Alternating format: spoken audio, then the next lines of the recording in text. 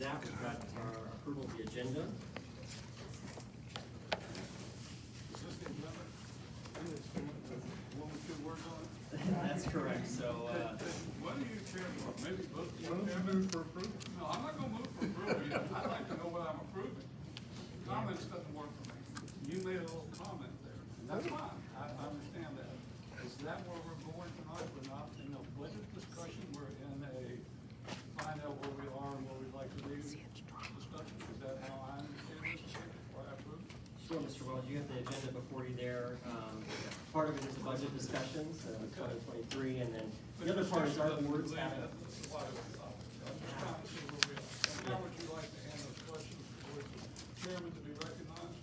Sure, I think the best opportunity is the respective chair of your Thank board. you very much. So you shared, part of our agenda is about budget, and this will be your It is 2023. about budget?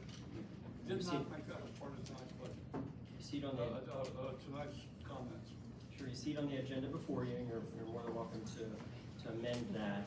But also it is a discussion of, these boards haven't met together in nearly 2 years, so it's an opportunity for us to share discussion amongst each other and an opportunity to move forward. I misunderstood what the meeting was about. Mr. Chairman, I make a motion that we accept the agenda as presented. Sir, second? Second. Second. Any discussion, anyone? All those in favor, aye? Aye. No? No. Adopt the agenda as presented. With one no. Two noes. Two noes, I'm sorry. You have to speak up. There's a lot of rustling in the room. All right, so we have before us the 2023 budget and a discussion around that. What are the boards? Look, Mr. Chairman, thank you. Mr. Chairman, respected board members, I want to say I really do appreciate the opportunity to be here tonight. And to your point, Chairman Monk, I'd like us to really focus on the future. Almost all of you on your board are fairly new. I think a lot of the issues that we've had with the school board in the past can be overcome with some common working together. I hope that with some new faces on the board and some open minds, we'll be able to have conversations. We may not always agree. We may even vociferously disagree on things. And that's okay. But I think as long as we're doing it in good faith, then it's a good thing. So I do look forward to the conversation. So I hope we don't dwell too much tonight on the past. I think there are certainly things that need to be discussed to get some context. But beyond that, I hope we can focus on how we move forward, not dwell too much on the past. Wait, I'd like to suggest that I sat down with Jay Foreman 2 years ago to have this very type of meeting. So my comment would be, so let's just plan a meeting sometime in November and then maybe next February, March. The reason I say November is you're gonna have a strategic meeting in October sometime. So I've attended like 3 of those, to listen to what you've had to say. And then if we could have, but I can't talk at that. So after that meeting, the following, month, we had a chance to sit down and chat. That'd be helpful, that's number one. Number two, next February, early March, we're gonna be in the same budget discussion. And if we plan now, then everybody can go and, have input into that. So that's just a one suggestion.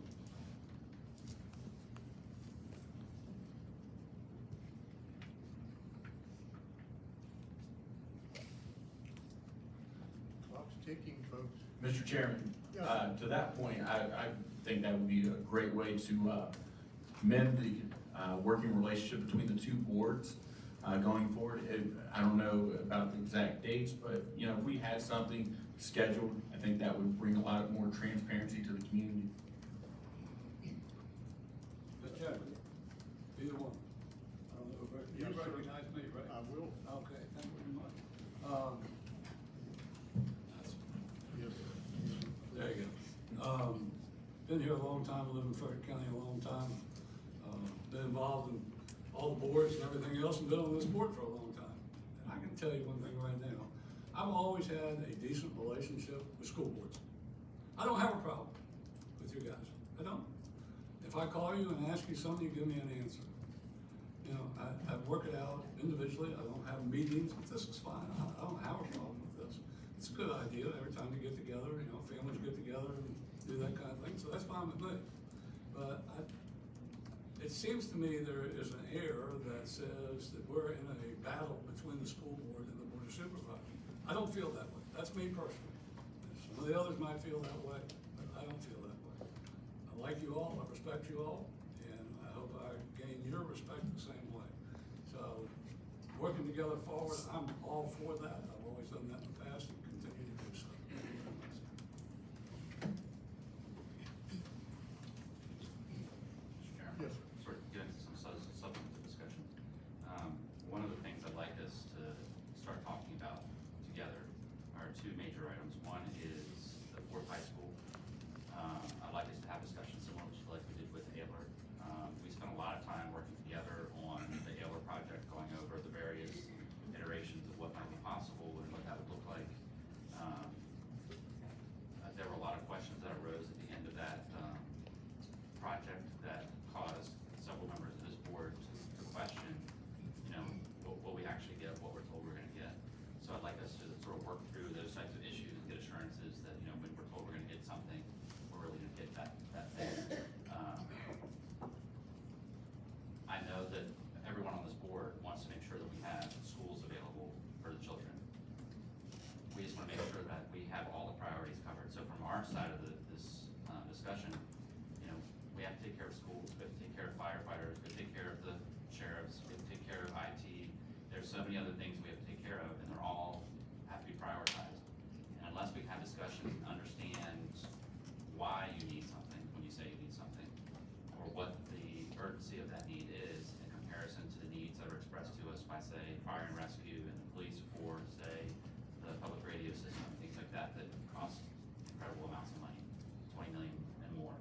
It's difficult for us to prioritize how the money should be spent.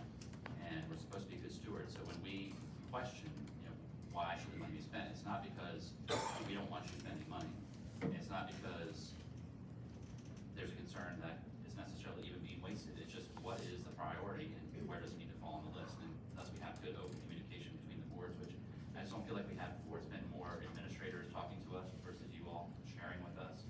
I think this is an important step forward, having these conversations one-on-one across the table versus administrators filtering to administrators.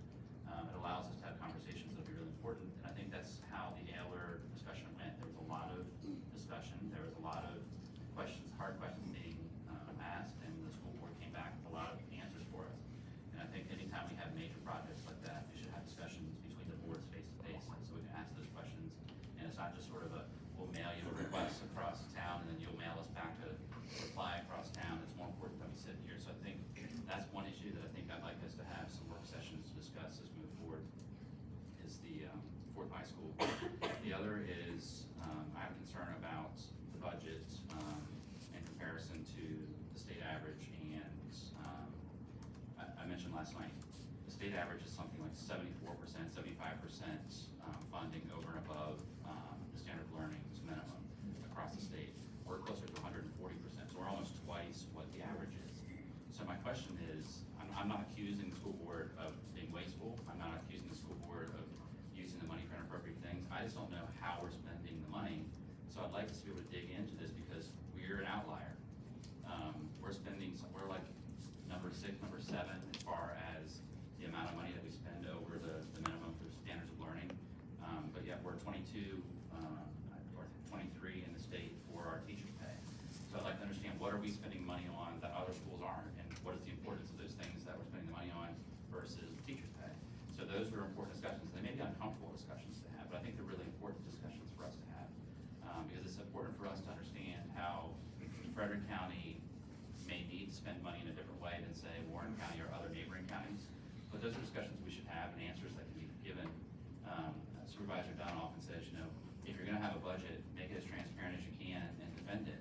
There's nothing wrong with saying, I need to have this, and coming forward and defending it, and then letting the decision makers make a decision. And you should be offended when someone asks you to defend it. You know, we ask all of our county officials to come and defend their budgets, whether it's the sheriff or the fire chief, the IT department. Every department head has at some point to come defend their budget in either a committee meeting or before the whole board. So it's just part of the process of working through budget. So it shouldn't be something that should be seen as an offense or be seen as this board's trying to cut funding to the schools. It's part of the process of being good stewards. So hopefully you'll understand that that's part of the process, and that the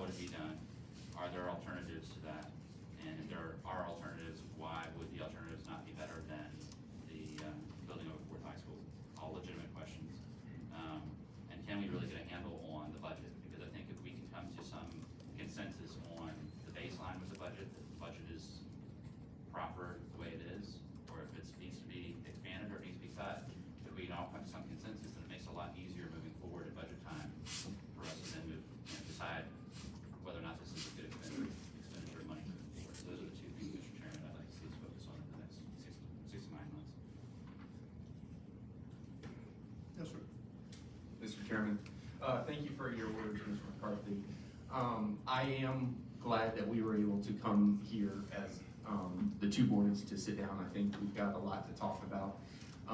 It could have happened last year. We had 2 dates set. And I do want to give kudos to Mr. Graver for being here tonight, because you were the only one that was not at the 2 meetings was able to come last year. So I do appreciate you coming and being here too, so we could all be here tonight. Ms. McCarthy, perception is everything, okay? And, there's things that this board can work on, and I believe there's things that that board can work on. Mrs. Slaughter, Mr. Wells, and Mr. DeHaven have no problem calling me on the phone. We've talked plenty of times in person on the phone, but not once have I ever gotten a phone call from you, Mr. Graver, Mr. Dunn, Mr. Ludwig, Mr. McCarthy last year. No, Stagmeyer had no problems calling me. We would sit down and chat all the time. So, perception is everything, and for you to say that you don't, and again, it might not be what you guys are intending to do, but there's been some heavy discussions about, taking $60 million away from the school system without any phone calls, without any discussion, charter schools.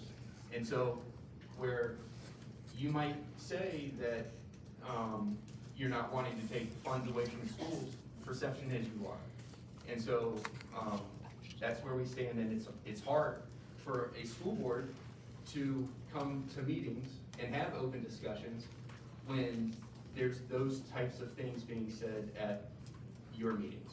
And so, I'll tell you right now, there's things we can work on, and I ask that you guys can work on it. It takes 2 to tango, and we all need to come to the table. Thank you. Mr. Chairman, if I can respond. Thank you for the words. I guess, when I come to this, my perception is that we're all grown-ups, and that no one should be afraid to come to a meeting just because someone has suggested a different policy approach or a change in policy approach. The government is about debate. It's about trying to find answers. So there shouldn't be any, you could say outrageous things about Frederick County Board of Supervisors. I would still show up for a meeting and have a discussion with you and debate the merits of that thing. So I don't think that policy discussions at one board should chill the conversation with another board if we're all adults and we know that our job is to debate these things, try to decide on the merits and make decisions. So it's unfortunate that you feel like you can't talk to us because of things that are said at our meetings, but we're having policy discussions. We'd like to have these meetings. We've been trying to get together for quite a long time. These things could have been discussed amongst the boards. It's always been a policy of this board that we try to have conversations as open as we possibly can, so we don't have sort of one-on-one conversations necessarily. So I tend not to have individual conversations. When I have conversations, I try to make them public and on the record so people know what I'm discussing, what I'm thinking, versus sort of backdoor, behind-the-scenes discussions on major issues. So I appreciate what you're saying. I understand what you're saying. I just hope that moving forward you understand that there's no reason to fear having a conversation even on the hard topics that this board has policy issues. Thank you, Mr. Chairman. First, before I begin, I'd like to thank Chairman Monk and Vice Chairman Comstock for making this happen. I know you guys put a lot of effort into it, and I appreciate your efforts to allow us as boards to come together. Thank you so very much. I'd like to address some comments that were made here by Mr. Hester regarding not attending meetings last year. I don't know how many folks here are able to change their schedule with a 24-hour notice, but I doubt that it's very many. The reason I say that is because one of those meetings that you make reference to from last year, I had less than 24 hours notice to make a meeting. I don't know about you, but it's very difficult when you work an outside job to rearrange a schedule on a 24 hours notice. Regarding having contact with folks, I think if we had a casual conversation with my representative, which is Chairman Monk from my district, he would likely tell you we talk just about every week. It might just be a simple phone call. How you doing? What are your needs? Is there anything we can talk about? Is there anything that comes to mind? But he's my representative, and so that's who I try to have a reasonable conversation with. And I believe that Chairman Monk and I have a really good working relationship. Just because I don't reach out to you doesn't mean that I have something against you. Now, maybe I should have a reason to have something against you because of the outright lies that you said about me last March. How do I know that they are lies? Well, I FOIA'd a copy of what you read off of that evening. So that's how I know that they are lies. some of the comments that were made were lax. So I'm not going to reach out to somebody who has lashed out to me in that way with falsities. Chairman Monk and I have had a great working relationship. I hope that we can continue to have a good working relationship, and we continue to talk about the needs of the schools. Having said those things, I would like to go over a couple of questions that I have, if I may. And I have 10 different questions, and I'll just start out with a couple. And I'm going to ask the first one to Chairman Monk. This board about 6 weeks ago asked for and submitted a request for a categorical budget to be submitted to us as a board of supervisors. I personally have not seen that yet. Has the school board submitted one for review by the board of supervisors as of this date? I don't know as of this date, and recall our last meeting, our finance executive director shared that was being prepared and would be submitted to the board of supervisors. And do you have any idea when we might receive that? I can get you a date on that. I've been told it's within the next couple of weeks. Excellent. Oh, and so Ms. Cameron in the audience just shared it was sent yesterday, so it should be to you also. We should receive this. There have been a lot of discussions in October of 2020. School board member Lake indicated that he had seen a budget book, or had a budget book of about that thick, and he indicated it on camera regarding the budget that they were looking at for the year. I have to inquire, have you guys received a thick, detailed budget book on this year's budget? We've received 27 pages, I believe. Have you guys received such a large book? And if so, could we have a copy of it to look at with you? That's key. Sure, so we've adjusted the way that we've done our finance committee meetings since I've been on the board. The first year was different, and this year's even different than the last to incorporate a little bit more information. So this is the budget book that we're working on now. It includes a capital asset plan, and we even had a discussion in today's finance committee meeting about what that could look like in the future. Excellent, thank you. I have a few questions for, I'm not sure why this is feedback, guys. I have a few questions for the new board members, and I think that this would help me have some understanding as to why there might be some frustration. So for the 3 new board members, the questions that I have for the next 5 or 6 are for you.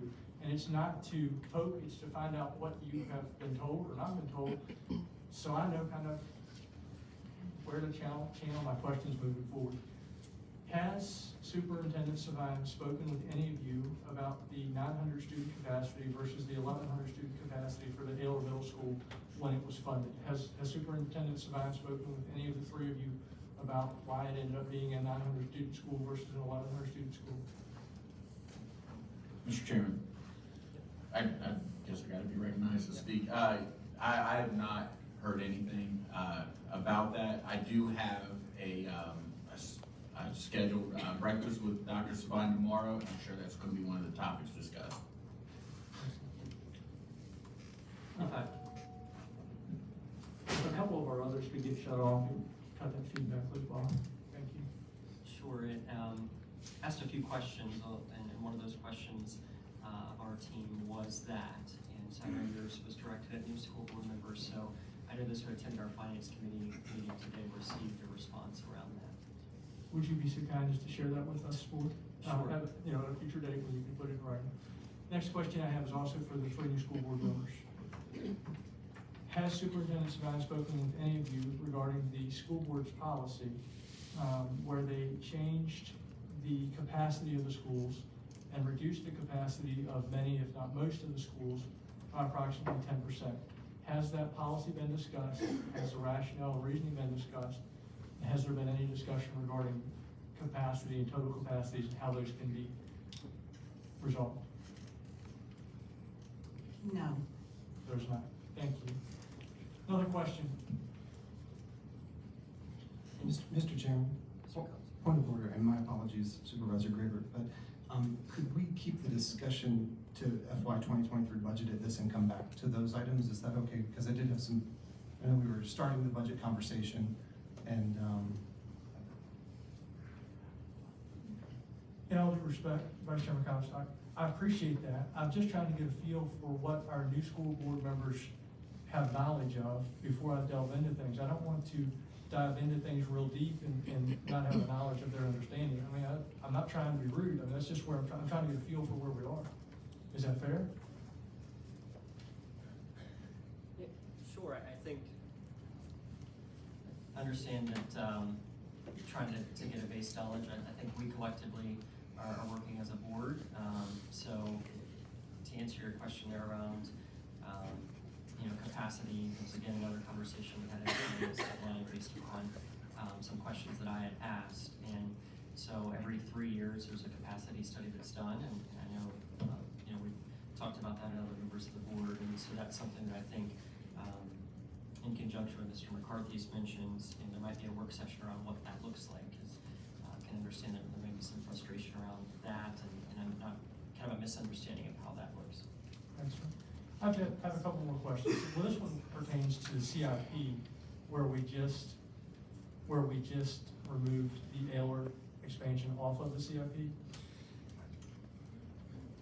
In 2018-2019, when the school board presented the request for a new Ayler school, there were comments made by school administration, there were comments made by school board members that the current Ayler could not be remodeled due to various things, including asbestos, traffic and noise from I-81, the cost, traffic, pollution being smog and exhaust, and that there was no way to make the school functionally safe the way that they desired to have it. Thus, I was very surprised to see it on the current CIP. And my question would be to the board is what has changed from 2018 to 2019 to present that the school can now be renovated to allow for those students when before, I don't know that the traffic has been reduced. I don't know that the exhaust has gone down any. What has changed from 2018, 2019 from the environmental factors that would make it now an acceptable place to have our students? Mr. Comstock. Supervisor Graber, there was a lot of discussion around that, and I think that is a good item for us to discuss as well, in terms of how to handle some of our overcrowding and things like that.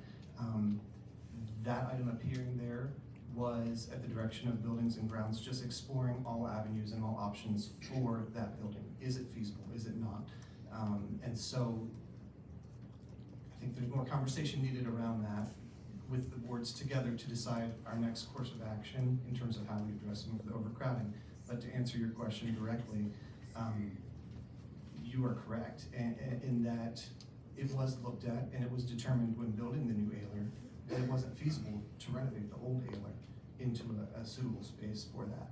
Times have changed, a few years have gone by, so we were just doing our diligence as a board to look at that as one of the possible solutions to one of the overcrowding options. We weren't tied to it, we weren't married to it, we weren't asking for funding for it, we were just putting it on there as an option. Yes, sir. Well, my question is if it's on there, you can spend money towards it.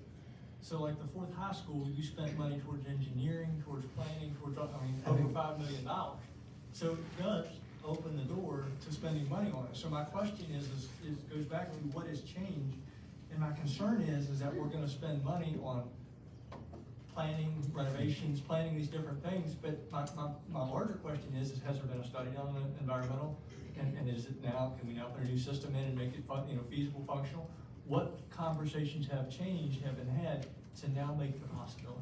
Having it on there allowed us to have that conversation regarding doing an updated feasibility study to see if it was a viable option. We have since determined that it's not. We've been able to garner enough data from the previous feasibility study without having to spend taxpayer dollars to do a new one. To look at what a facility like that, like the idea that was proposed would require. And in just the structure of the building, I believe 85% of the walls in the building are load-bearing walls. There were a lot of things that we looked at to make that determination, but having it on there allowed us to start going down that path. We did not end up needing to do another feasibility study, but it allowed us to at least explore it as an option before totally writing it off and sending it back. I appreciate your clarification, sir. Yes, sir. I had just a couple more questions. This board has, allocated money for different things. One of those was pre-K programs about 5 years ago. And part of the pre-K programs were it was supposed to be 5 classes that were funded by federal dollars or federal funds. I have been told that that is expanded greatly. However, when I've asked a few times, I've never gotten a reply back as far as the total number of pre-K programs. So I'd really like to know how much money we're spending on pre-K of local dollars, how many total classes there are, and how does that affect our capacity of our schools?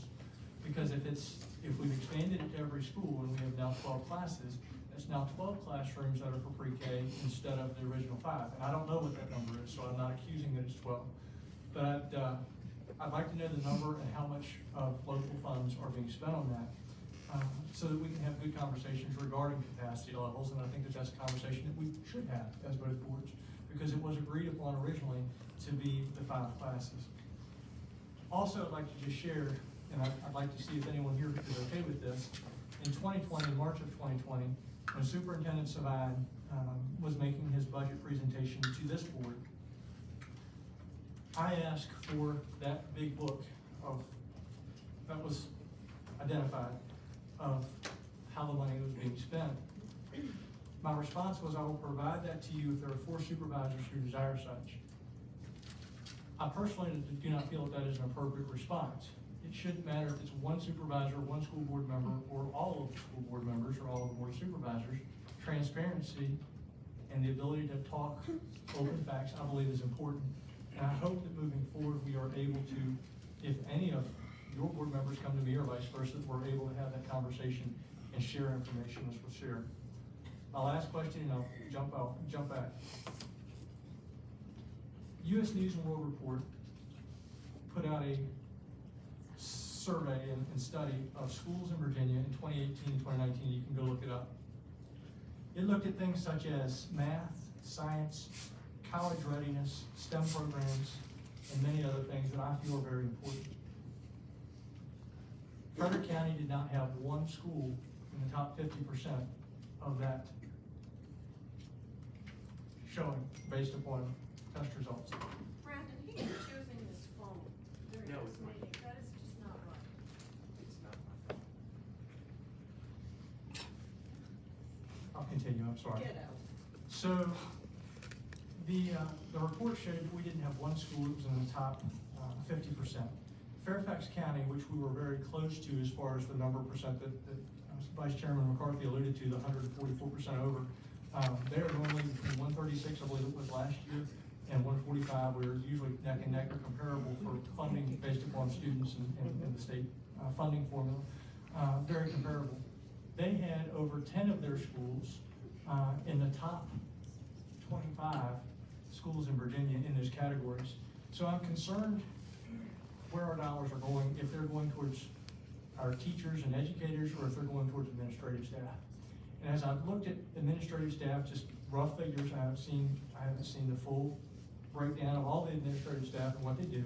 But it would appear that we are administrative heavy, maybe as much as 15% heavier than like programs such as Roanoke County and other municipalities. Have we looked at that? Have you guys looked at that? Have we done anything to try to see if we can improve our teacher-student ratios to maybe improve our education that our children are getting? What kind of discussions have been had at your level that are not at the school board meetings? I watch school board meetings. I haven't been privileged to hear those conversations, but I think that it's in the best interest of our students that they are math, science, STEM, college ready, and that report is concerning to me. It's not post-COVID, it's pre-COVID. I understand in COVID there was a lot of challenges that would make it difficult to reach some of the goals that we might have. Thank you, Mr. Chairman. Bob, you've been very patient. Pardon? You've been very patient. I'd like to use one of the terms that's been used on TV here the last couple of years. Circle back. Brings back bad memories to me, but anyway. I know Supervisor McCarthy's talking about the fourth high school. And so I don't know whether it's appropriate. It's up to you, Chairman. I'd like to maybe ask all the board members individually how they personally feel about that. That would help me out tremendously. it's okay with you for me to ask that question, if they're comfortable with that. Yeah, I think it's comfortable to have that conversation. I think understanding that, and to Mr. McCarthy's point, having a work session around it, if our board's comfortable with answering, generalities around that would be helpful. Just want to go down the lines. Start with Bradley. Thank you. Supervisor Wells, I appreciate the question. And that was actually one of my hopes for this evening, so I was appreciative for Supervisor McCarthy bringing that up, that we are at different levels experiencing overcrowding, and there's going to need to be some method of addressing it. And so, I think a fourth high school is a viable option for that. Could there be other options? Maybe. And that's why, I wanted to have this as an open dialogue between both boards to see if your board, and you do fund us and approve our funding. So what ideas do you have? Just show you our enrollment projections and talk about where we're headed and come up with what other ideas are there. And then let's explore each of those and figure out which one is the best. And maybe we land on it being the fourth high school, and maybe we land on something else. But I do know that we are in a position where our high schools are overcrowded and something needs to be done. I would absolutely agree with Mr. Comstock. All of our high schools are overcrowded. We have to find a solution. The sooner, the better, because that will save the most taxpayer dollars. And I think that everybody wins, including our students, which deserve it so much. Thank you. Mike? Yeah, I'm good. I think for me, it's the quality of the education. State numbers are what they are, and sometimes they are, the state as a whole, there's 132 school districts in the state of Virginia, and you have the Fairfaxes, and then you have Henry County, and so that's what state numbers try to address and try to reflect. But a visit to one of our schools, a high school, I spend more time in the high schools than I do, I guess, the elementary or middle. But a visit will tell you everything. You get into the hallway during the change of classes in a high school, and you better have your head on a swivel, because things are happening in those hallways. And so the lunch period, the 4 and 5 period lunch period, there's people going to lunch at 11:15, and there's people going to lunch at 20 until 2. That's overcrowded. And so for me, it's about the quality of the education, and we can do better. Frederick County can do better, and we should be doing better. That's where it is for me. Yeah, I follow Mr. Lake's sentiments. Just take a tour of any of the high schools. I mean, we're in dire need of a fourth high school. And this county's growing. I was born and raised here, like many of you know. It's quadrupled the size since I was a kid. And it's not stopping. And, we're ranked as the fastest growing area in the entire state of Virginia. And we've been duct taping stuff for years. And it's time for a fourth high school. We're at overcapacity at all 3 high schools. And per to Mr. Lake's statements, it's about the quality of education. And our children, our 14,000 children in this county deserve the best education possible. And that's what we're here to do. And our kids are the future of this county. There are kids that are in our schools that will be sitting around this table and down the road. And we are setting the tone for the future of this county. And, it's well overdue. Thank you. Okay, I wish I had more insight on what to say, but I haven't been sitting in this position very long, and there's been a lot of paperwork thrown at me, and I've tried to read most of it. I understand the growth and the overcrowding. I can remember when I was going to James Wood. It was overcrowded then. And I can see where a fourth school would be necessary, but at this point in time, I think we have to consider a lot of different positions because we need to be a little more frugal.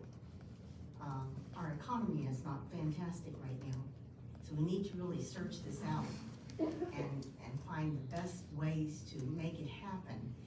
if that means putting some extensions, permanent extensions on some of the high schools instead of just a trailer. I think there may be some other solutions besides just a new high school, and we need to look into it and not just jump into this enormous amount of money.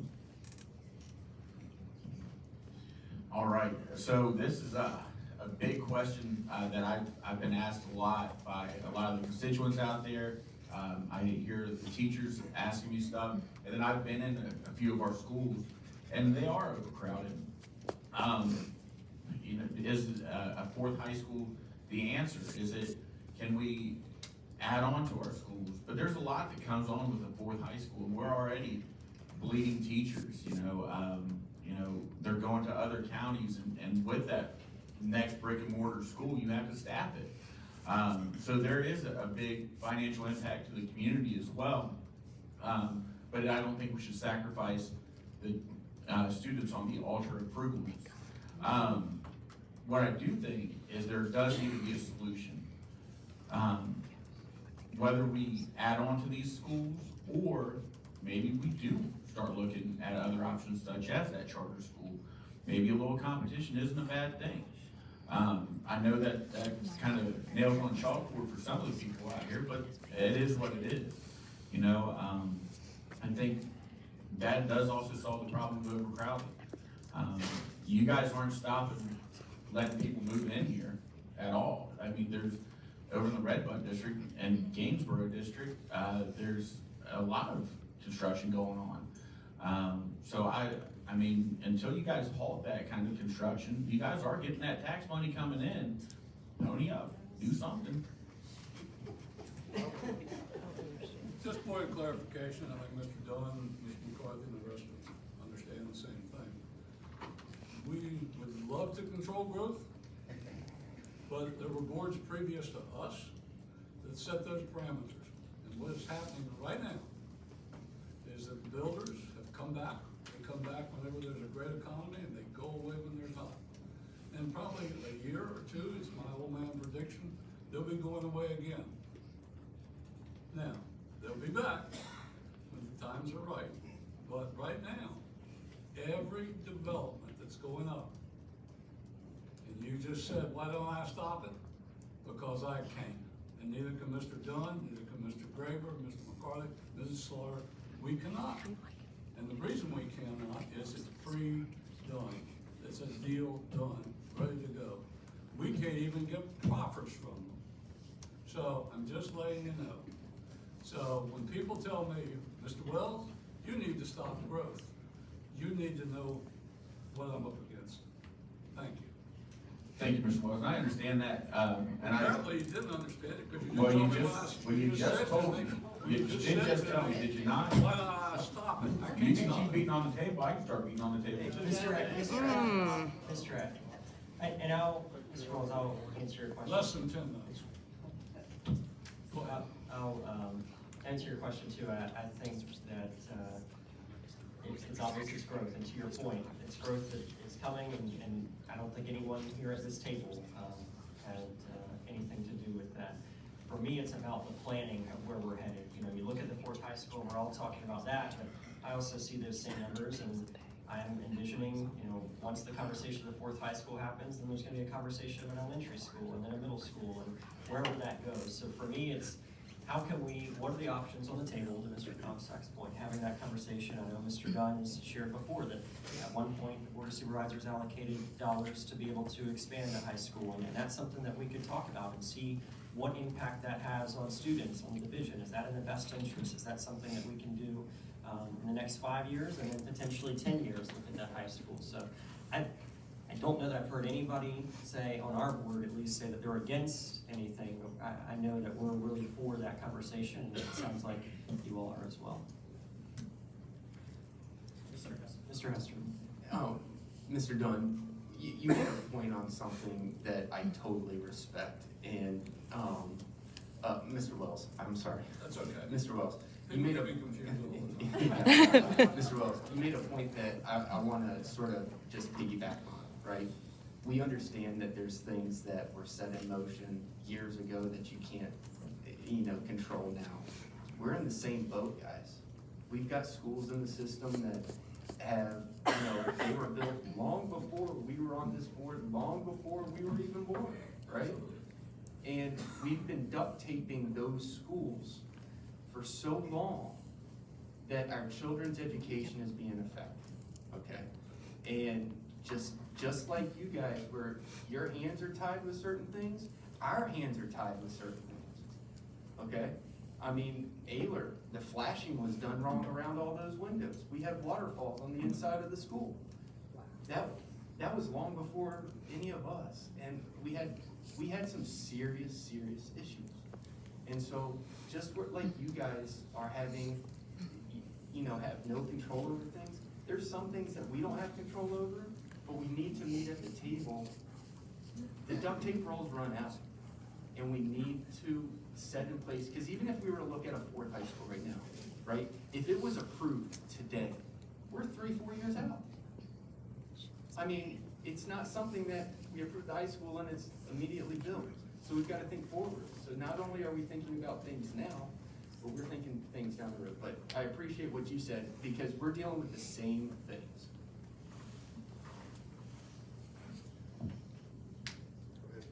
Thanks. So just a couple of comments. Just a quick comment to you, Mr. Hester. If you remember, I did call you, and actually the reason I called you is because Mr. Stegmeyer said nobody had, so let me just make that comment.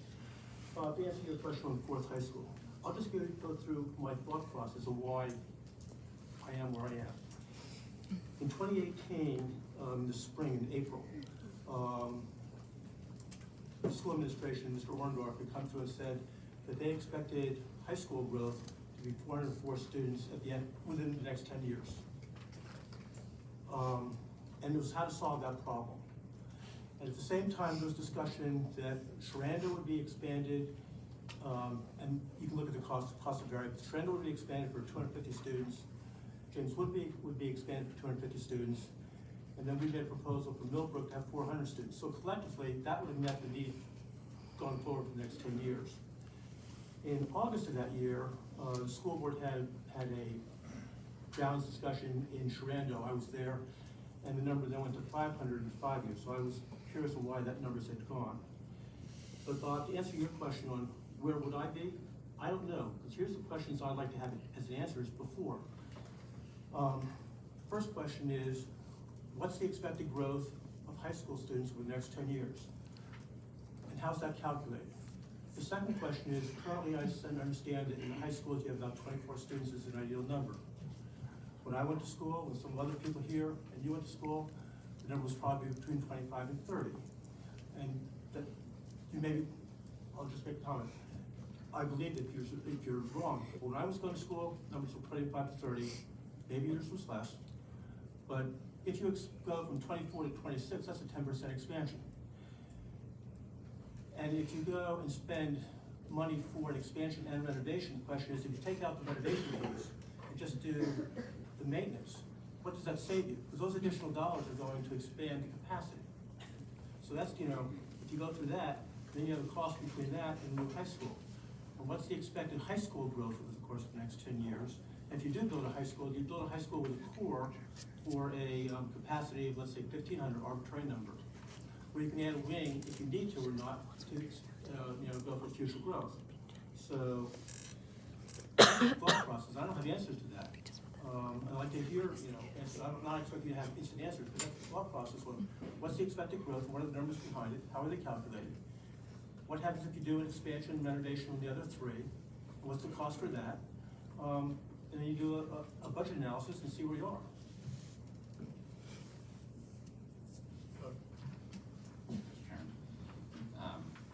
Just a couple questions to clarify, and then there's something Mr. Hester said that I completely agree with, and I want to really take to the next level because I think it's important for us moving forward. Chairman Monk, when you had mentioned your budget, or your finance committee meeting, and you said you're talking about the budget book moving forward, is there discussion of having more information included in that budget book and potentially sharing that with our board as well?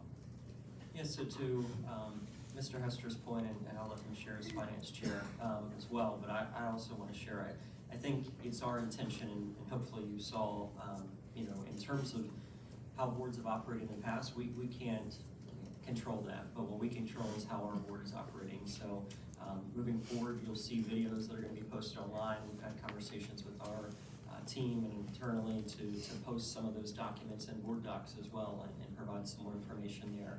Specifically around the budget book, I think that's the intent and will of the board to be able to change the way that it's presented in a way that is maybe more easily consumable to people who aren't attending those finance committee meetings. And Mr. Lester, happy to. Yeah, Mr. McCarthy, I know we've given you guys information, you guys get quarterly financial statements for our expenses and things. If you go to the Frederick County webpage right now, on the homepage, there's a click budget information button. In that has every single page that the finance committee was given and used through our budget process. Each meeting's notes, every single question during those meetings, the answers to those is all on the website, and it's all there. And I believe Mr. McCarthy's aware of that, just based upon, I know I directly shared that link with him earlier. I think his question was more to, and we had this conversation again earlier in finance, is how that's presented. Is it a year over year? Not just the proposal, but kind of the backstory. A lot of times that information is presented after our board passes that budget, but sharing that up front is one of the conversations we've had, and being able to make sure that we're providing as much info. Just to give you clarity, because I know, different board members will say, well, I want to see a detailed ledger, I want to see a line item budget. So how do we define what these things are? What are we actually asking for? The point of my presentation last night is to show that there are school districts that are sharing a lot of information in a format that someone who works on budgets or consumes financial information would look at versus what we prepare for the public, because the general public isn't necessarily either equipped or have the time or the desire to pour through the financials in the same way that our boards may, or a CPA or a finance person would, which, you get an award every year for creating a budget that's easy to digest. I'm looking for something that's more made for the financial mind to look through and compare.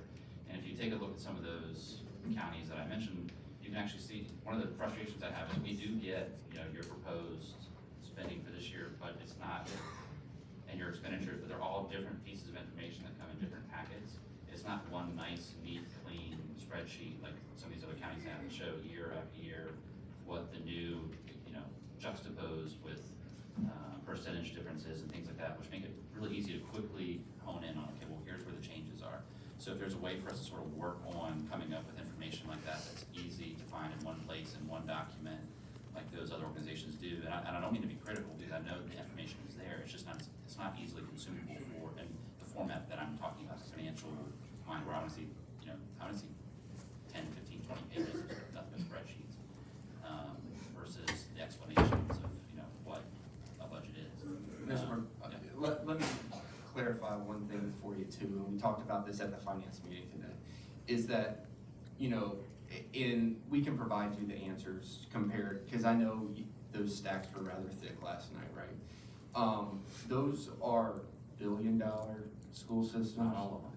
I know not all of them. 2 of them were at the 700 million. The thing is that we've got we do have a finance department, right? But when it comes to the budget itself, we have 2 dedicated people that work on this, okay?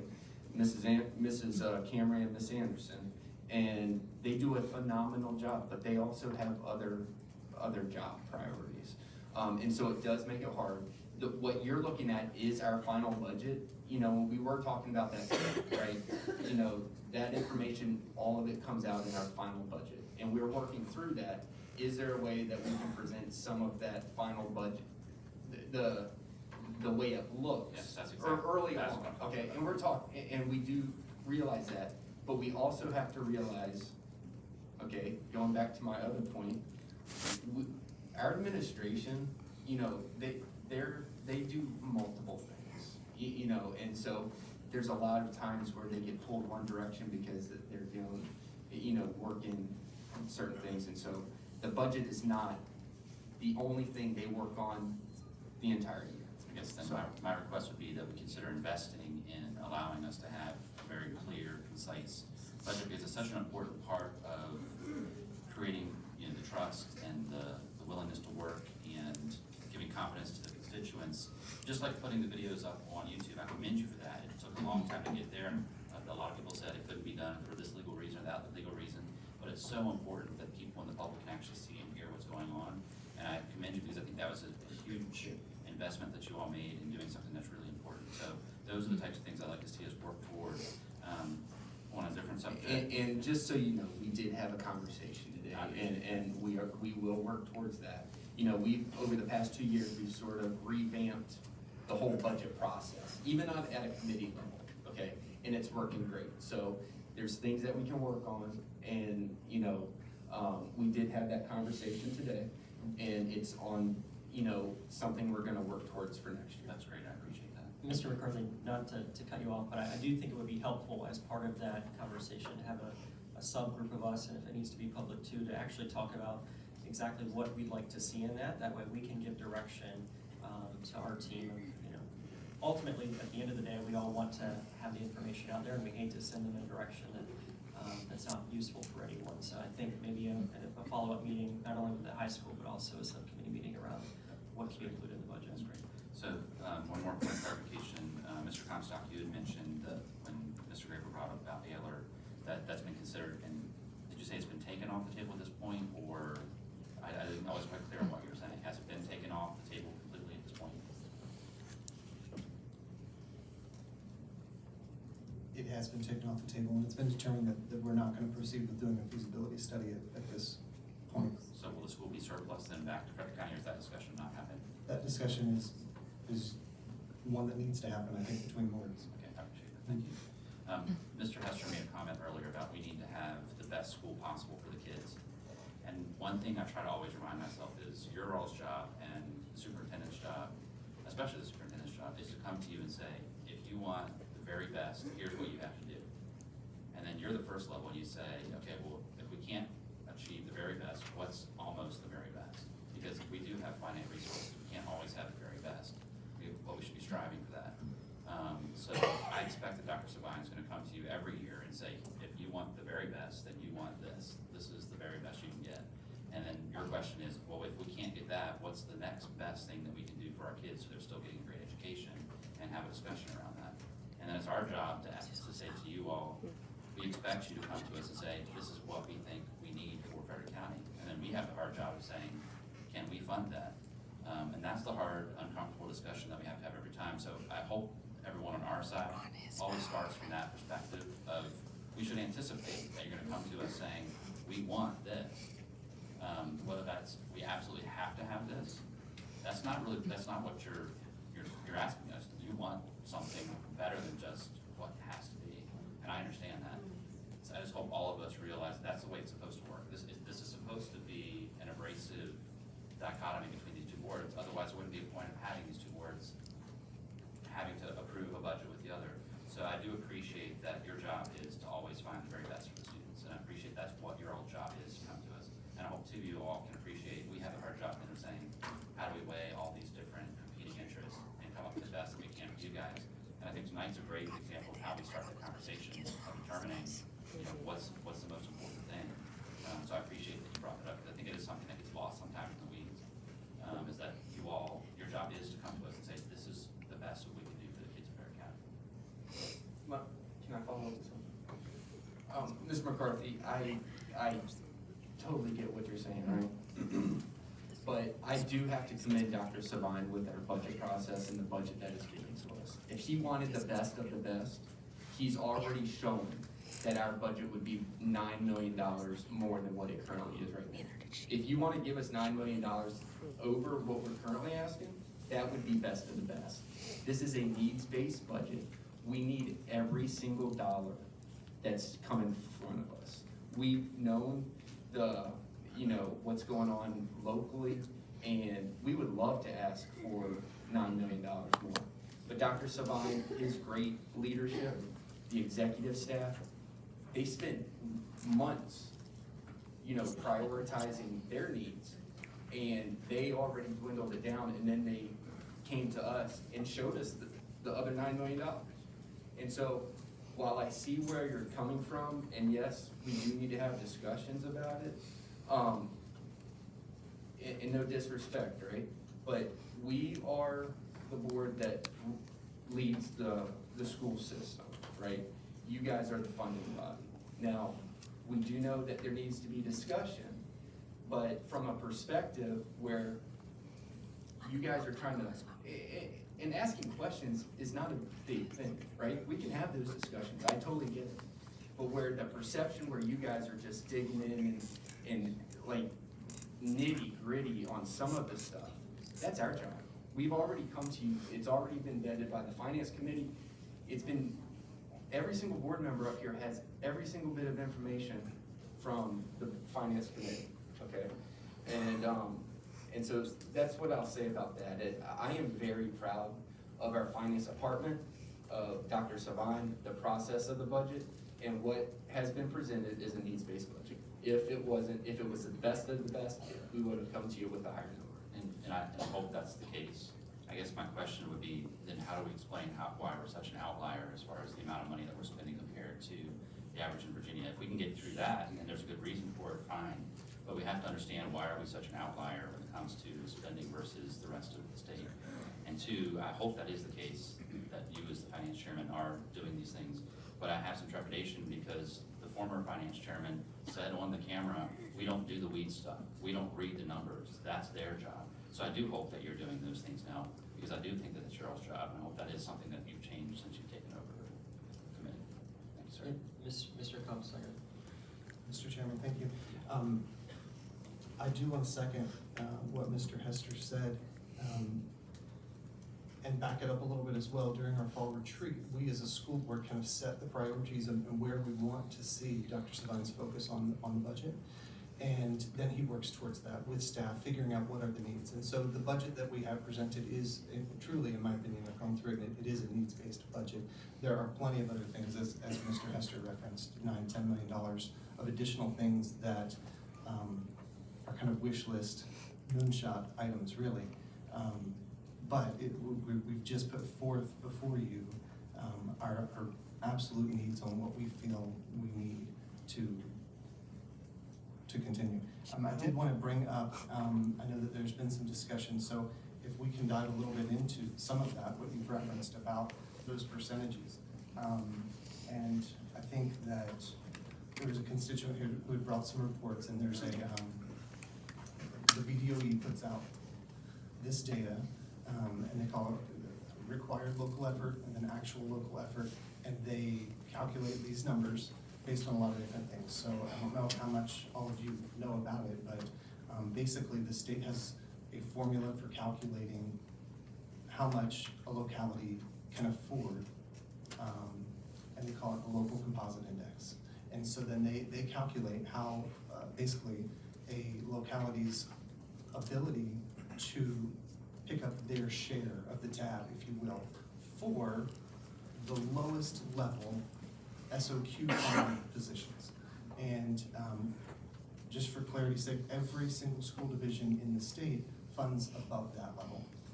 There was some information, and the data that's on there is a few years old, it's 2018, but the percentage, I believe, was 125.79% above what the state says our locality, Frederick County, should be able to contribute and afford.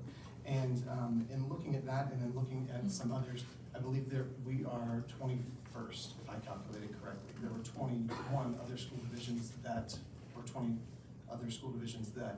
fund at a higher rate than we do. So I think there was a number that said 5 or 6 or 7 or something like that, but I believe it's closer to 21, just in my looking at that report.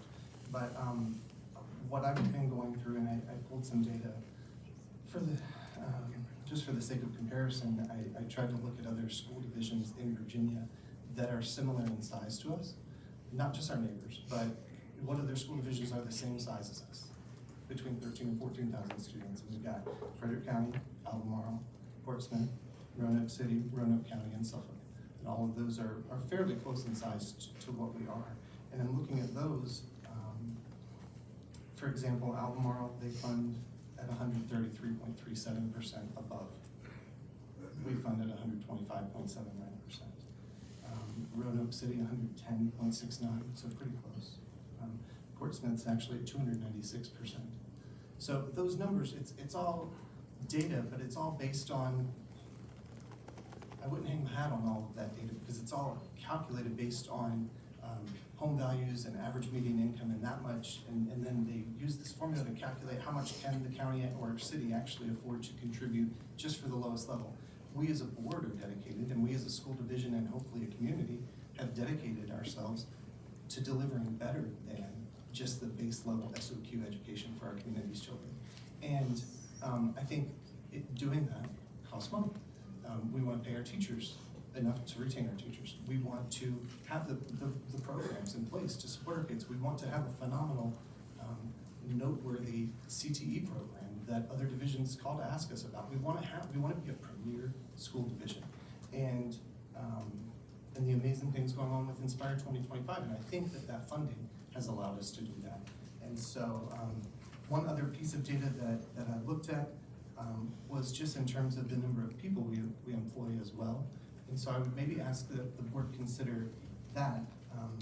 We, in this new proposed budget, we would be employing the equivalent of 2,447.7 FTEs, full-time equivalents. And when you compare us to those other localities that are similar in size, it's a little bit more than most. It's less than Albemarle. I think there's a lot more money in Albemarle than there is here.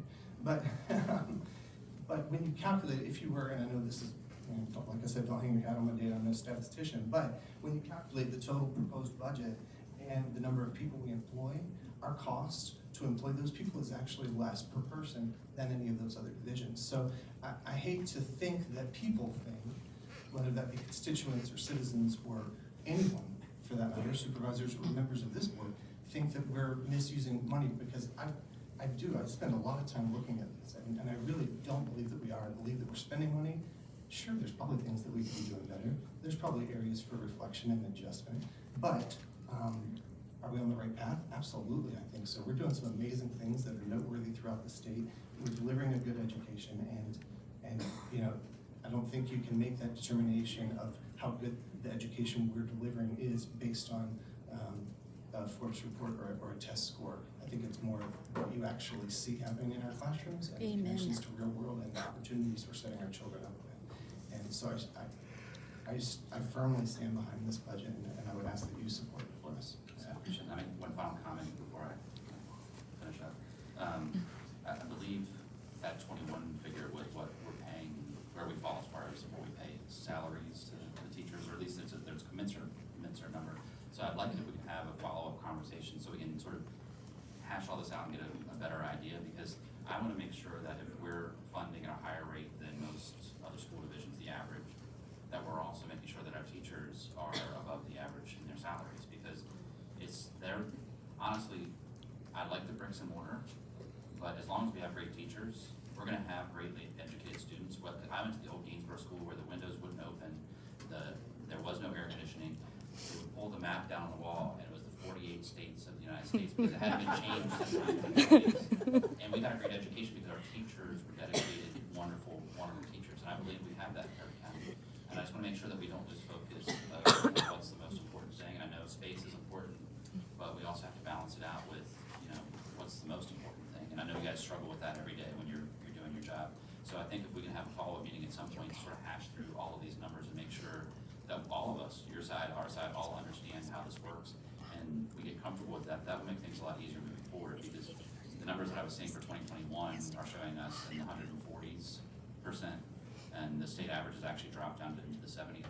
So it's showing that we're funding way beyond. So we're an outlier now, where we haven't always been an outlier. I just want to get a handle on why that is. Maybe there's a really good reason for that. I just want to find out, what the there is. So I appreciate your comments on that. Thank you, Mr. Chairman, for your time. Thank you, Mr. Chairman. So I'd like to circle back to something that Mr. Hester said. I'm looking presently at the Frederick County Public Schools website, and I'm looking at the minutes from your finance committee meeting. There's a total of 9 slides here, and of those 9 slides, there's 6 that actually have like a small spreadsheet on them. The others are just pictures or just a few words typed in. But there was some clarity asked by the chairman, and I appreciate him asking for clarity on what we were looking for. So I'd like to just read one of the bullet points here from your finance committee report. It says all funds, FCPS financial funds, it has operating, and it has a line, it has debt service, and a line, capital projects, a line of funds, school nutrition, textbook, consolidated services, private purpose, health insurance service, construction, and total. That doesn't give me any level of detail, and I'm gonna tell you why I'm concerned about this. Just last year, I was told that there was no money going for deep equity programs in Frederick County from local tax dollars. They're not. Only to be told by your school superintendent later that over 65% of it was funded by local tax dollars. And I did a FOIAs on it, I have it. You like the way I do like it. It's very effective to point out things that are being told, like at this level, that may not be factually correct. The next avenue that I'd like to say is, if I may continue there, is I've been told that deep equity has simply been replaced by something called PBIS, which stands for Positive Behavior Interventions and Support. I would like to be able to see what those documents are and where they are here in the funds. How much is being spent on it? Is it being taught countywide? Is it being taught at each school? The documents that Mr. McCarthy brought, that Vice Chairman McCarthy brought last night, I have looked at some of those online, whether that be Loudoun County, Alexandria, or Albemarle, or others. I can go by school on many of those budgets, and I can see exactly what's being spent on each program at that school. And that is really helpful for me. We have as an that individual. also. May I continue, or will it just like to be the Brian Hester show? In fact, I'll just shut up. It's the Brian Hester show. It's always. Grow up. So, Mr. Comstock, you made some comments on budget. You want to talk about budget itself? Some general comments. In 2014, between 2014 and now, there's been a 700, there's been about 7% student population growth. Between the same time, the school operating budget is increased about 37%. So you have a 7% growth on students, 37% growth on operating. And so when you had asked, what do you want to see? From my perspective, I'd like to see, walk through the budgets on what expenditures were, what the difference is as you go through and up the scale. I've been told that the administrative side of your personnel is top heavy. I don't know whether that's true or not, but take a look at what the administrative growth has been and see where you are. In that same budget, I know that you are concerned on schools or on the school buses. And you said that approximately you need 13 school buses every 15 years. So you need 13 school buses a year, 15-year life expectancy. That's $1.3 million. So if you and I were to sit down and draw up a budget, my comment to you would be, what are the highest priorities? And then you just work down. And when you run out of money, you say, okay, is this really critical, or is there something above that that we adjust, or do we have to go back and get some more, some money from someplace? So school safety and school buses are important.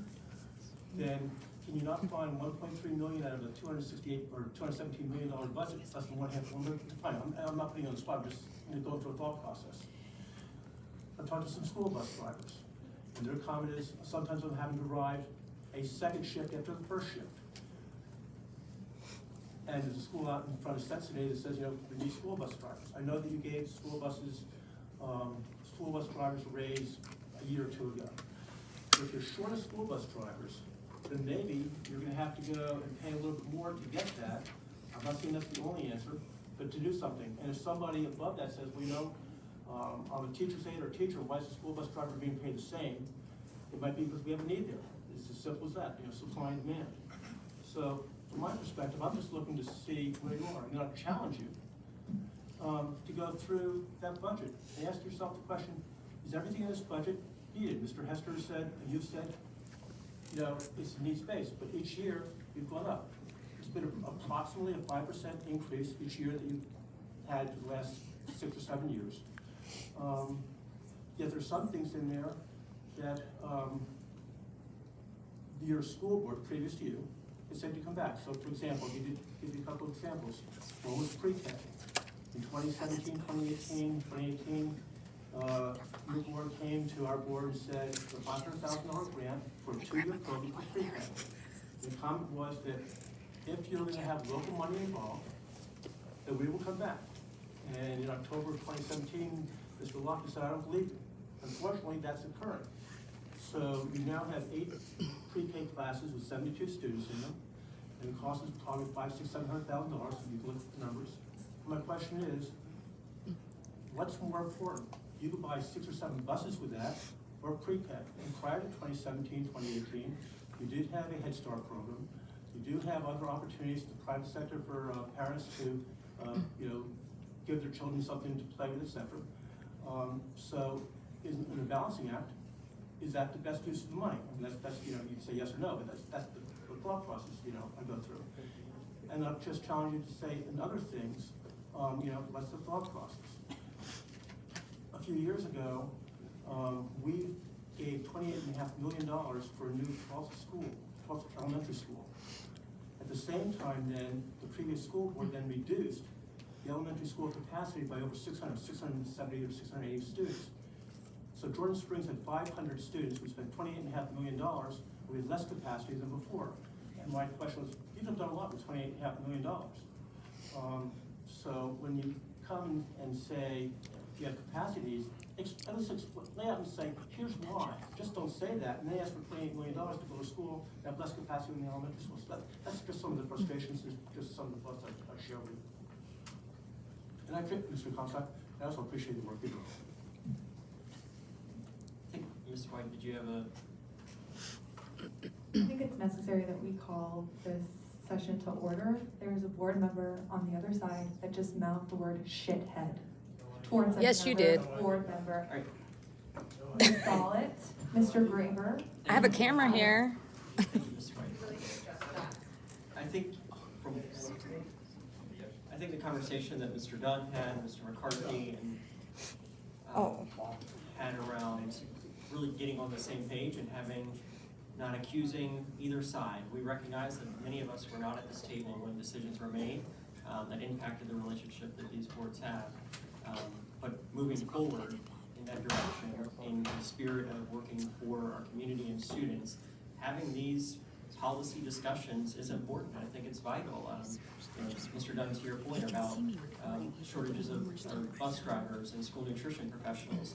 Just last year in the budget, one of the things that we included was insurance for school nutrition professionals, because we saw a need there, and our hope was that would increase the applicants. So I think those are the type of things, since I've been a member of this board, I can't speak for others, but I know I have interest in. I've been accused of getting involved too much, but I think that's important for all of us to be aware of our program and appreciate a good spirited effort to have those conversations, recognizing that ultimately there is a finite level of resource, but if we come at it from that perspective of really our students and community are first, then I think we'll be in a better shape. Mr. Hester. Yeah, one thing I just want to, you brought up a good point about the school buses and things like that. I just wanted to make a couple comments around our school buses. If best case scenario on a yearly basis based off of our fleet of buses, okay, best case scenario, we'd have to buy 13 school buses every year, okay? Most people don't know, and I think you do know this, but I'm just saying for the general public. Our school buses in the county on a daily basis, okay, cumulative miles put on our school buses is equivalent to 2 round trips from New York City to San Francisco and back on a daily basis. And just like other things we have tried, and I wish we could get 13 new school buses every single year, because if we look at our fleet of school buses, that's what it would take. But we also have to realize that, we have other priorities. School buses aren't cheap. I mean, they aren't. And so, 100,000 each. Yeah. The other thing I would like to tell you is that we try our darndest to keep our, bus drivers, it's a rotating thing. And one thing that we also deal with is they'll come in, take the training, get their CDL license, and they'll never start with us. And so that's something we deal with on a regular basis, but nothing bad to say about, I just wanted to make some clarification because our school buses, I mean, the public knows, we had that fire on the school bus last year, and that was on a school bus that we thought was perfectly fine. Luckily, nobody got hurt, and I don't want that to happen again. But, you know, we do, our transportation department, I have no idea how they do it because of the amount of work they put on their school buses. Quick response, on the school buses, I don't know, after 15 years, how many miles you have it on it, so I don't know, do you need a new engine, do you need a transmission, has it really reached the end of its life? The person said to me, you know, I can keep my car going for 20 years. My wife has a car that runs for 20 years, but it doesn't make, you know, thousands of miles of trips a day. So if that's the need, you know, I would just encourage you to find the money to it. It's 1/2 of 1% on a total budget of $218 million. So that's where I challenge you to run through priorities. If you chose differently than I do, that's your prerogative. But, you know, that's just one example. In other words, Mr. Hester, and you and I may agree or disagree, but I would challenge you intellectually. You're a banker. Person comes into, I believe you are, right? And that person comes into a loan and says, hey, I want $100 million. And you're gonna say, why? What are you gonna use for it? What's the security behind it?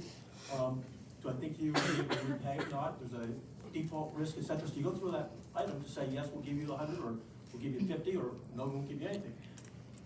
You're the finance chair, I'm just saying the same thing. Walk through your highest priorities to your lowest priorities, and see where you are. And if you can come to us and say, here's our price, and I agree with you, I would say, you know what? Yeah, I will then go and help support more money. And if I disagree with you, I'm gonna say, no, I disagree with you, here's why, and then, you know, you have the votes the way they are. But we've never had the opportunity to do that. Let's just make one more comment. From my perspective, I'd like to see lots of detail. I'd like to have the public have the opportunity to see lots of detail. We're all dealing with public money. It's not private money. And so if your finance people simply put out, this is what we have. I know it's multiple pages of spreadsheets, and if there's a reason you can't do it, you know, we can have that discussion. But you know, what are all the expenditures more than, let's say, $50,000? For example, I was told, so I don't know if it's true, but I was told that the school spent $100,000 to $150,000 to pave a parking lot. The gravel parking lot is now blacktopped. If that's true, then the question is, was that the best use of money, or could you want a bus and a half? If it's inaccurate, then that's good to know too. But it's that type of stuff where where's the money going? And I'm not trying to micromanage, but the competing dollars for that from the citizens are three. So there are three people that are looking for dollars. You're looking for dollars as the school board. We're looking for dollars from the county perspective. And the residents are saying, we don't want to give either of you money because we'd like to spend it ourselves to do certain things. So that's the competing interests. And then how do you best, you know, use those competing interests? And that's the challenge. Can I follow up real fast? Mr. Dunn, I really appreciate this open conversation, I really do. You know, it's one of these things where we do that. We set our priorities, you know. What if we had to pave a parking lot? That's what this board was elected to do, to help make those decisions. You guys are the funding board. We make the decisions about the school board. Now, I do understand we need to have open conversations, right? But it's not a micromanaging thing. It's not. And so if we can come together and have these conversations, you know, you've got to realize, you do realize, I'm not gonna say that. You do realize that. But you're the funding board, we're the school board. We were all, everybody around this table was elected to our own positions. And so I would challenge you with that, in the fact that let us do our job, okay? Let's meet at the table like we're doing right now, okay? Have these conversations, okay? But if we need to pave a blacktop, don't give us grief about it. It needs to be done, okay? And and again, I'm not coming after what you're saying, but it's like, those are the types of decisions that our administration, this school board, the finance committee, we're all making. So, Real quick, Bob, Mr. Chairman, then I'll be done. I've made the comment, some of you may or may not be familiar with this, but I've made the comment, we have a growing community. The only way we're gonna raise money here is a couple ways. One is to raise real estate taxes. I'm not keen on that because it puts the tax burden on existing people here. We've also talked about the fact that if we had a capital cost recovery, or if we had a cost where people that move in here or build here pay the additional operating costs and capital costs. And such a situation is being done both in Florida and in California, that it would be a way to take care of some of the money issues or increasing population. In the last 20 years, we've grown 50%, 30,000 people. I was in this room a few weeks ago, and Roger Thomas, who's on the planning commission, said that when the Ravens were being built, they were being built for about $175,000. And people were moving in from Northern Virginia, and they said, I don't want to buy a cheap house. I'm coming from Fairfax. I have $1 million. Why do I want to buy a cheap house? Perception. So they raised the price by $25,000. And all of a sudden, well, hey, I can buy a $200,000 house. And I thought, you know what? If that same $25,000 or $30,000 gone to the county to cover some of the capital costs, they would have the perception, yeah, we go and are having an expensive house versus a cheap 175 house. And the county would have the money to do and to address some of the capital costs. So we deal with not only capital costs, we also deal with operating costs. As this population grows, on fire and rescue, if you want to buy a new fire engine, it's $1.5 million. Buy a new ambulance, it's $300,000. If you go down Cincinnati Road, which has 300 to 400 houses that are being built on or around it, will be feeding into that, that's meant to be a 4-lane road. And each person here has probably some roads in your own district that need improvement. So that's a funding source. So I'm not keen on just raising real estate taxes for new growth and have them go on those that are here. I'm trying to find a solution. If you have a better idea, I'm all ears for it, but that's the issue. So if you think that there's a way to continue to raise money that's fairly done, let me know. Thank you. And that's not a pain in the neck. Just that's a genuine comment. Mr. Gunn, I don't know that we want to do anything California's doing, but Yeah. All California's not bad. I would ask Mr. Dunn, could we use some of the $60 million that's in savings from the county on any of the school projects? From what I understand, and the chairman said, I understand that there's about 40, and I understand that about Okay, 40. And I understand that about approximately 29 of that is designed for emergencies. So you can talk to the treasurer, but there's a certain contingent that if things go a heck in a handbasket, that's designed to carry us forward. And I believe, Mr. Schiffel can give you better answers, I believe that we're spending someplace in the neighborhood of $13 million a month. So 26, 27, $20 million, something in that neighborhood is designed, in my words, as an emergency fund. And then above that, it's designed for capital projects. Yeah, I just want to make a couple comments. So we've talked a lot about, and I appreciate this discussion, whether everyone took every comment and was happy about it or not. I think opening the communication is the way to go. I think that's what the public wants to see. And so we've talked a lot about what the board's positions are, budgets, but we've left a little bit, maybe the third party, the public out, and the kind of communications I know you get and that I get as well from people. So this county is growing. In fact, the population is growing faster than the student population is, because the people who move here are often retired and disproportionately don't bring as many children into the community. Regardless of how that ratio falls, there's a lot of county needs. We haven't allocated money for roads out of county funds in something like 12 years.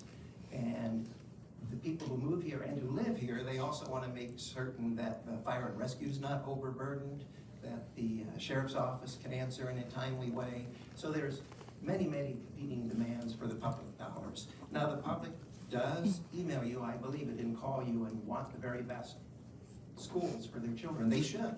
They should demand the very best of all the services that we as a county provide. When we ask for more detail, I know it can be seen as micromanaging, but we're not trying to tell you which kind of bus to buy.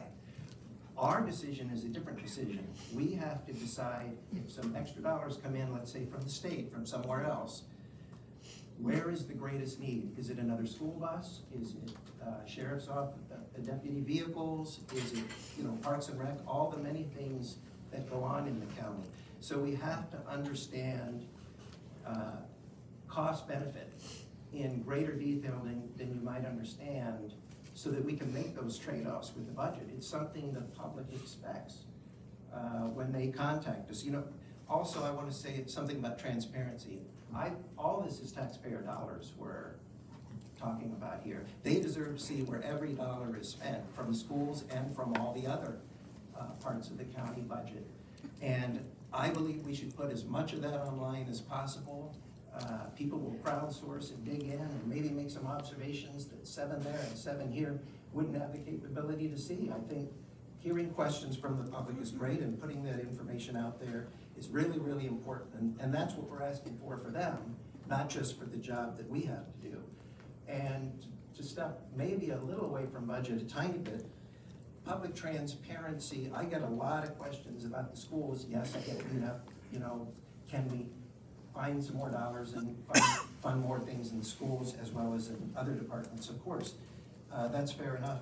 But then I've also gotten a lot of questions, for example, in just the last year, since when I paid the most attention to county operations, the new Ayler School opened, and there was a lot of surprise among the public. Forget what the boards knew, maybe you didn't know either, but that the capacity would be 200 students less than everyone expected when they knew that the county was allocating that money.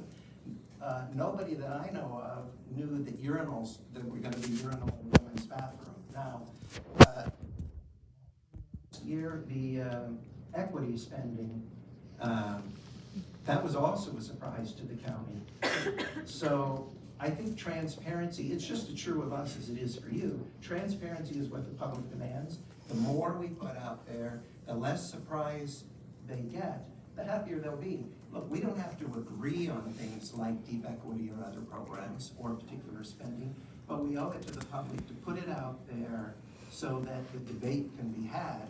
And if I lose, I lose. But I want to know, the frustration you hear sometimes from this board is things that we didn't realize were going on, and money that was being spent or policies that were being put in place. So I think we should continue these conversations. I think a categorical or a line item budget would make the public happy, not just the different boards, and not just make our jobs easier. Thank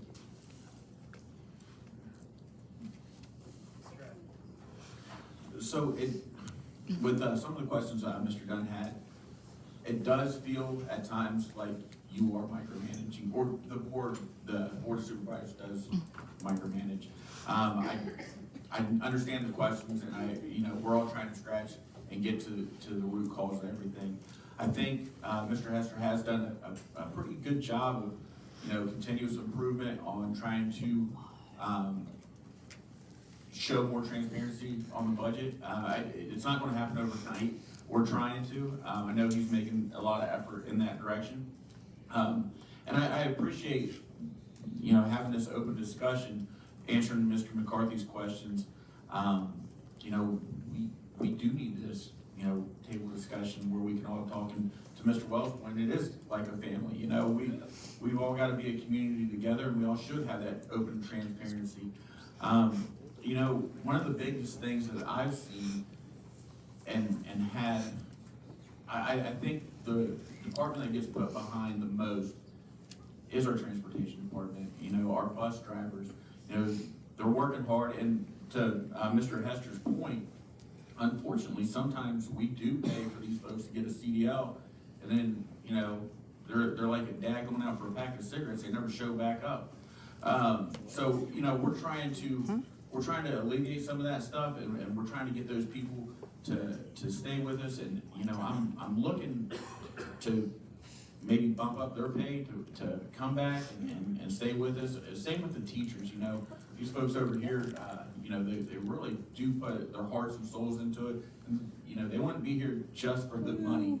But, I would like to show them some appreciation. I think getting that transparency out there for you guys, so that you guys can answer your own questions, and the public, they can, see why we're justifying this.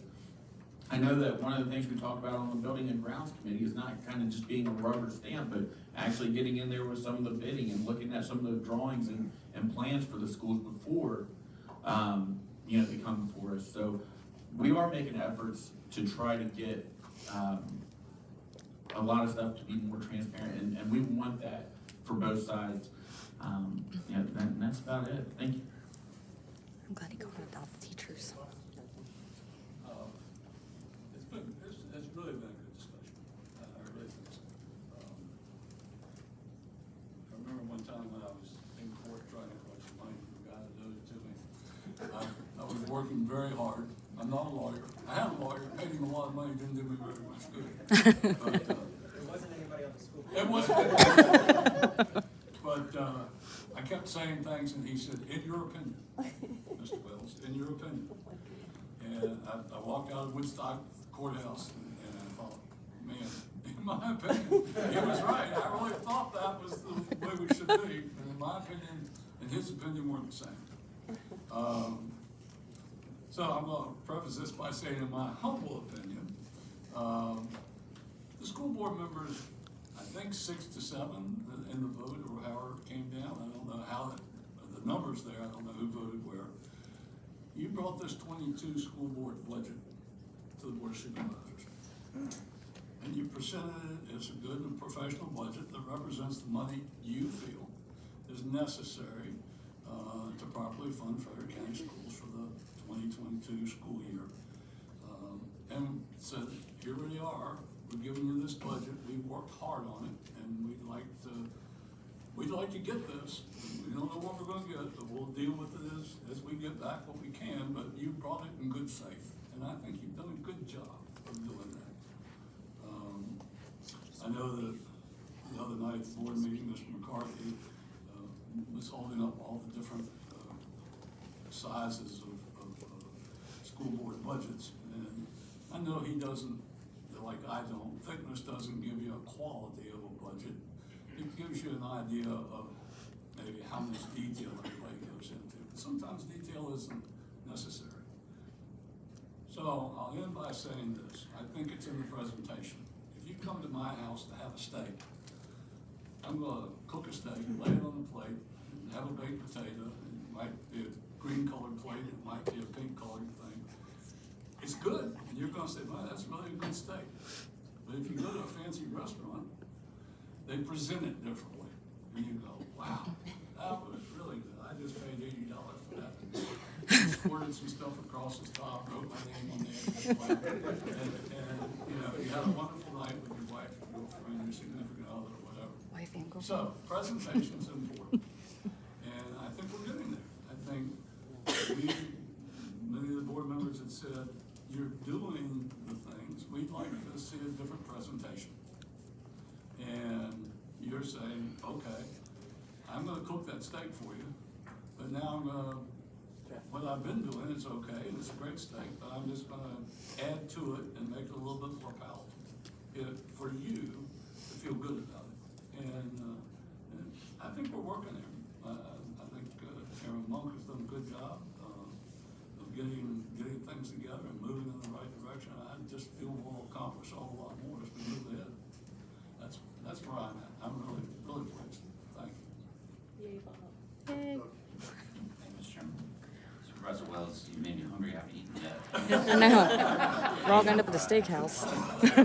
Kids have what they need my help with. So I'd like to see if we could wrap it up and maybe suggest that we schedule at least 2 meetings for the coming 6 to 9 months with specific topics, especially related to things like the high school, maybe other CIP items. And I'd like it if we can continue to have conversations in between those meetings so we can gather more information so we're all well educated and well prepared for those meetings. If that's okay, that would be my recommendation to the boards, if we could work together towards that. And I appreciate all of this interaction. I know it's not easy and it takes a lot of time out of our evenings to do this, and it's very much appreciated. Thank you.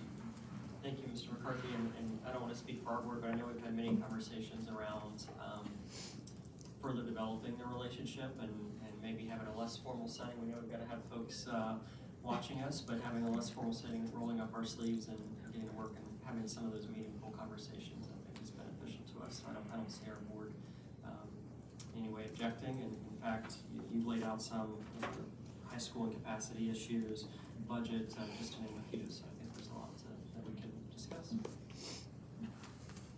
Mr. Chairman? And Mr. Chair, oh, sorry. I'm sorry. Yes, go ahead. I'd like to share the same sentiment with Mr. McCarthy. I really appreciate us coming together and having this discussion. I'm gonna put this out there. Please call us.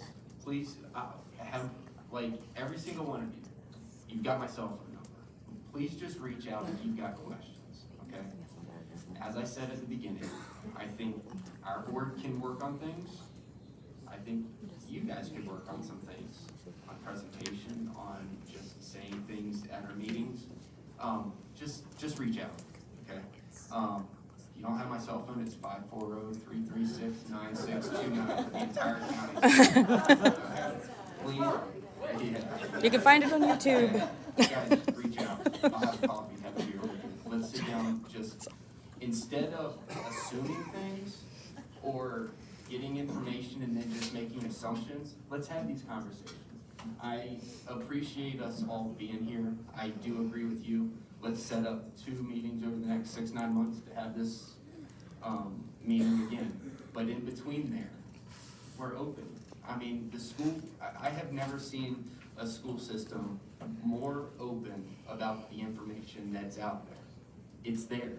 And so just reach out. Thank you, everybody.